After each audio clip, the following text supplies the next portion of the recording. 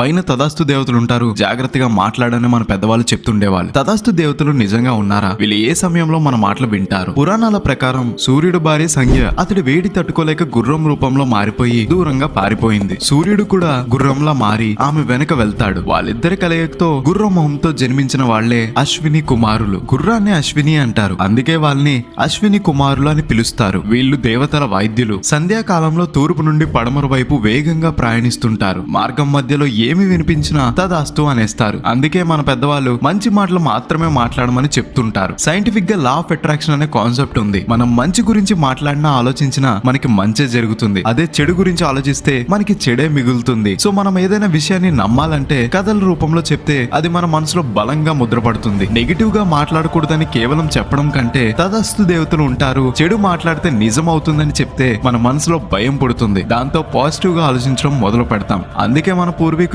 తదాస్తు దేవతలు ఉంటారనే కథ చెప్పి ఉండొచ్చు. ఇలాంటి మరిన్ని